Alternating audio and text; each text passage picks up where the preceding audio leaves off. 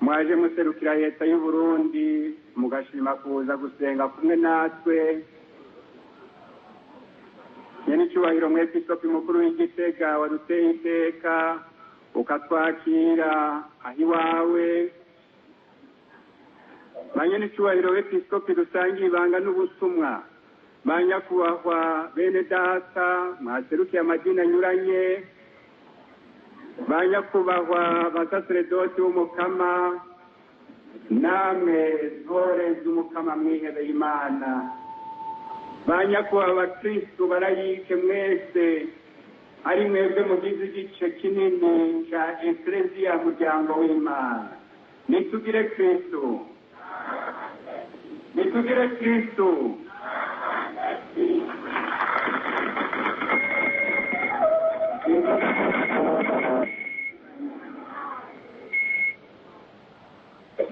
mungundire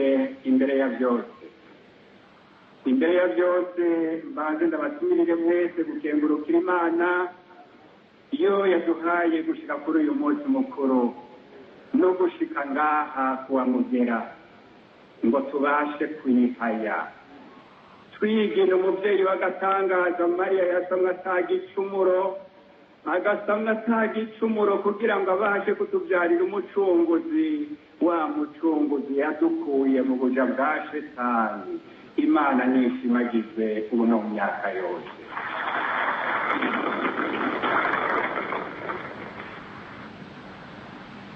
ishimye kandi kubanza kubatumirira gukengurukira Imana yadushize mw'ukwemera ko dufise umuvyeyi yadukunda umuvyeyi yadukunda yitwa Bikira Mariya kuri uyu munsi uri hejuru turiko turibuka iteka ryiwe yuko yasamwe yuzuye inema atagira umwandu w'igicumuro cy'inyanduruko turahiriwe bakristu turahiriwe twebwe tubaho tuzi ko dufise mwene uyo muvyeyi ndega babaho bakazi ko bafise umuvyeyi babyifatamwo gute ni wa muvyeyi iyo tumwazambiye atuvugira byose bigakunda ngo n'amazi yo kumwonga tuyavomanye ukwemera nk'uko Imana ibidutumye agahinduka imvinyo y'agahimbare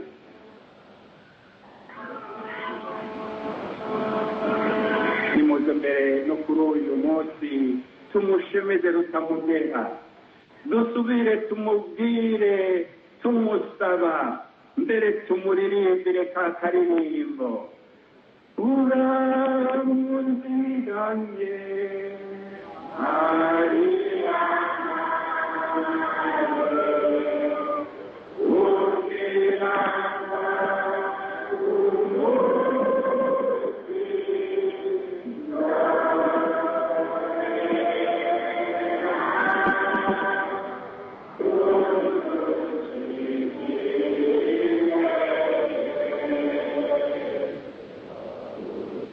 ako n'agasabisho keza cyane zina mukristo yokwama yitwararika kuza aravuga uyu munsi tukavuge tukivugira, tukavuge kandi twongera tukavugira n'abo nyene bataramenya canke biyobagiza yuko Bikira Mariya Damatagicumura yo muvyeyi wabo, kuko twebwe turazi ko uyo muvyeyi ari umuvyeyi wa bose akanumwa kumira. Bakristo dusangiye ukwemera uyu munsi rero n'umunsi mukuru cyane wa Bikira Mariya Damatagicumuro, umunsi mukuru cyane. Ni wa munsi abakurambere mu kwemera kwacu batwigishije ko twoza turasaba tugira tuti Bikira Mariya Damatagicumuro dusabire twese tukuzamba. Bikira Mariya Damatagicumuro dusabire twese tukuzamba. Ku munsi nk'uyu twebwe abungere banyu tuba twakoraniye hamwe, nibagije ko ari byiza ko tubacira umugani werekeye ingene uyu munsi mukuru watanguye, kugira ngo nanone mubonereho kuwuhimbaza mushize amazinda, mumenye ko by'ukuri Bikira Mariya Damatagicumuro kandi ko ibyo bidufitiye akamaro mu kwemera kwacu. Mbega uyu munsi mukuru Ekleziya yawushitse ko gute? Uyu munsi mukuru witwa Bikira Mariya Damatagicumuro watanguye kera muri Ekleziya. Bavuga ko ari nko mu kinjana c'umunani, utangurira mu ma Ekleziya mwamwe gushikaho kw'igenekerezo rya munani Kigarama mu 1854, ni ukuvuga hakiri imyaka 161, gushika rero aho kuri iryo gerekerezo ry'umunani muri Kigarama Papa Piyo w'icenda yemeza icese mu nyigisho yiwe akavuga ko kuba Bikira Mariya Damatagicumuro ari ukuri ntabanduka kubwirizwa kwemezwa na zina mukristo wese. Ibyo rero yavyemeje mu nyigisho yiwe yitwa Ineffabilis Deus, arabishingira intahe. Ariko ntimwumve, iyo ngingo yashitsweko yitondewe. Vy'ukuri imbere y'igihe harabaye impari nyinshi hagati imbere y'imiryango y'abihebeye Imana yari isanzwe ishemeza cane Bikira Mariya, cyane cyane impari ziraba impari hagati ya bene Dominiko na bene Francisco. Abambere bagira bati ntivyokunda ko Bikira Mariya yoba Damatagicumuro, kuko urukiza rwa Yezu ntirwoba rukibaye urwa bose. Abazi vy'Imana barumva iryo jambo aho rigarukira, ati ntibishoboka, ntivyokunda ko Bikira Mariya yoba yasamwe atagira igicumuro, kuko urukiza rwa Yezu ntirwoba rukibaye urwa bose. Aba kabiri nabo bati nangwa nyene yasamwe atagicumuro, kuko nta kuntu Imana yari kwemera ko umwana wayo avukira mu ngoro itateguwe kuzicubakwa. Buke buhoro buhoro barahavuye rero baratahurana, baratahurana cyane cyane kuvaho umwene francisco umwe yitwa Dan Scott abisiguriye neza akerekana ko ibyo byose bishoboka. Hanyuma rero papa Sigiso wa kane aratanguza hatari hake uyu munsi mukuru, maze uwundi mupapa yitwa Clement wa 11 nawe aramwakira mu kuwuteza imbere. Mu myaka yakurikiye Imana nayo ihaviraza kubamara amakenga mu kurungika Bikira Mariya kubonekera mama Gatarina Labure mu Bufaransa hari mu 1830, amubwira ati nasamwe atagicumuro. Aho mbere ni naho handurutse hakorwa na wa mudari bita umudari w'igitangaro, hatangura kuvugwa na cya gisabisho nababwira ngo Bikira Mariya wasamwe atagicumuro dusabire twese tukuzamba. Icyo gisabisho cyatanguye muri icyo gihe. Papa Pio w'Icenda aho niho yendeye mu gushinga ingingo y'uko ari ukuri kwemera ntabanduka. Mugabo nawe nyene yabanje kubyitondera, arabaza abepiskopi bose 603 bariho muri icyo gihe, maze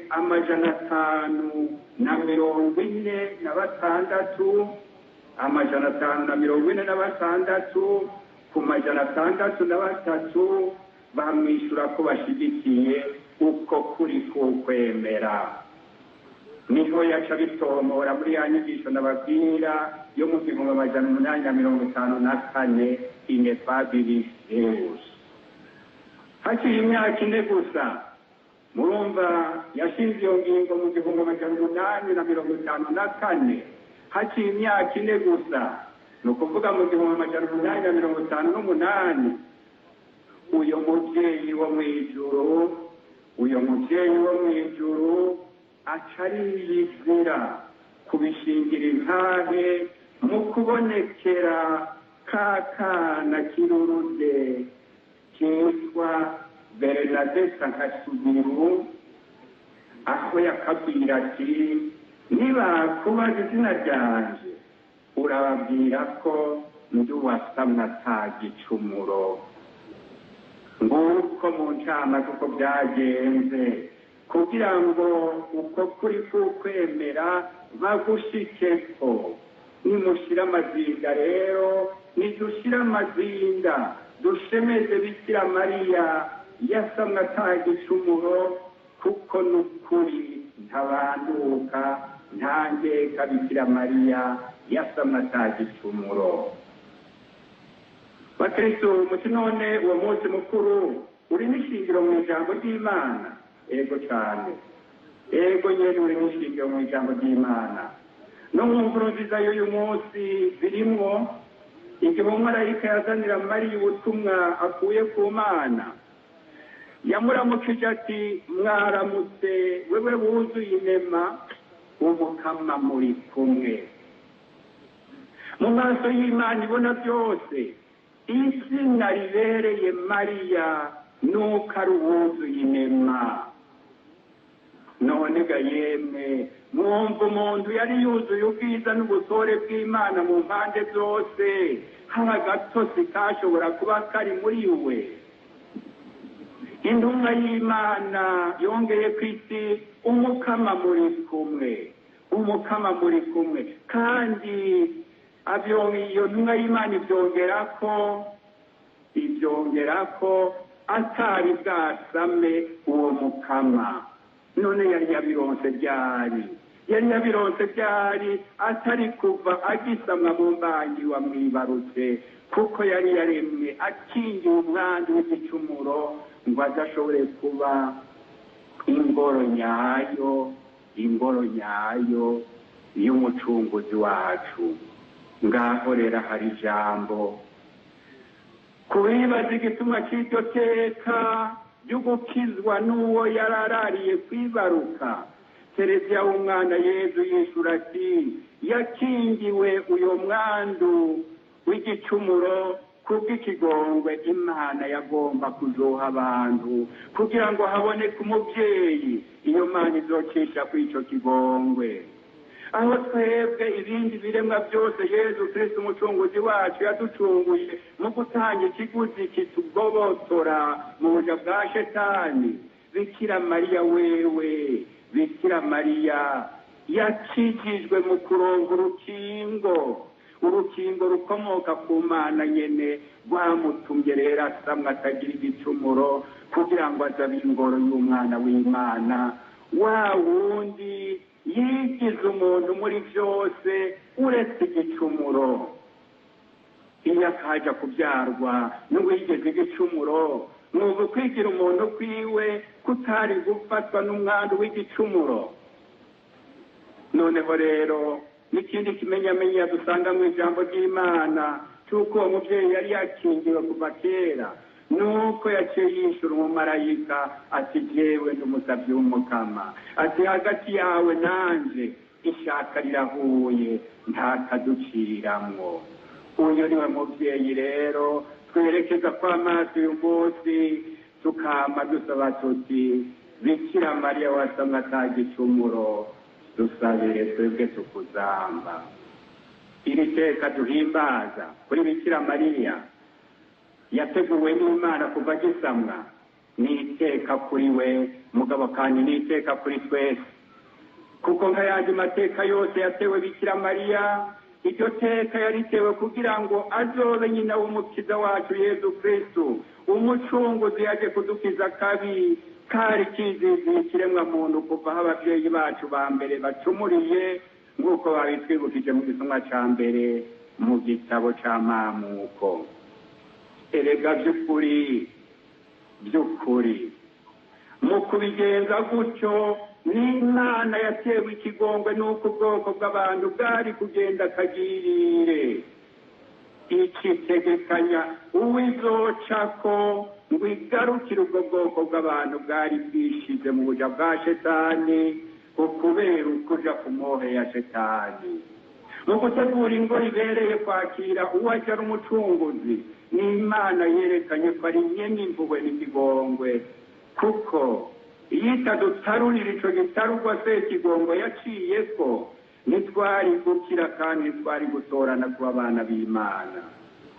nk'uko tubisonye mu gisomwa ca pawulo mweranda, imana kubw'ikigongwe cayo yari yatugeneye nanone kuba beranda mu mwana wayo yezu kristo, niko rero guca itegekanya uwo mariya n'ikigongwe c'imana ngo ico kigongwe cayo kize kidushikire gifise aho gica kandi habereye.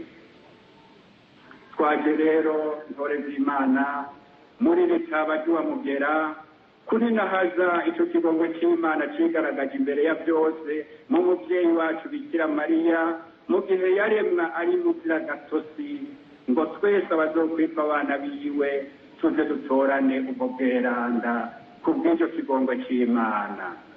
ico ni naco canatumye umuvyeyi wacu papa francisco ashinga ko twokugurura uyu mwaka w'ikigongwe kuri uyu munsi twovuga ko ari wo w'intango y'aho ikigongwe c'imana ciyerekana. nako nyene mu guhana shetani igihe yari ihejeje guhenda abavyeyi ba mbere, imana yagize iti upfuye n'ubusa, nzorunye ku mugore azoguhonyera ku gatwe naho uzogerageza kumukomora ku gatsinziri. uguhimbaza uno munsi rero ni kutuzanira akanyamuneza twese, kuko iteka bikira mariya yatewe yaritewe kubw'ikigongwe imana idufitiye, kugira ngo wa mugambi pawulo mweranda twibukije w'uko twitorewe n'imana kuva isi itararemwa uranguke neza, tube neza beranda bantamahinyu. muri kino gihe uburundi bwacu buri mu bihe tubona ko bitoroshe, umunsi mukuru nka bene uyu wo gushemeza uwasamwe atagicumuro no kugurura umwaka w'impuhwe z'imana ku bantu n'uduha umwizero ushingiye ku mana. imana yamye ari munyakigongwe, naho twadondaguye ibicumuro byinshi bikorwa muri iki gihugu, imana yamye ari munyakigongwe. naho womengo hari abantu basigaye bagenzwa na shetani, bigatuma umenga ikibi kigiye kwiganza mu Burundi bwacu, kandi cyari igihugu cy'Imana, ntihakagire n'umwe yihebura. Imana niyo nkuru, Imana iri kumwe natwe. Uko Imana yanyiterwa ikigongwe n'ikibi kibishe kuva mu ntango, igaca iterekanya Mariya kigongwe, n'ubu iracari ndazi yacu. Imana niyo ndazi yacu. uwo kwihenda n'uwo yitirira ube gito gukorwa ngo niyo nyishu y'Imana yobahuvye.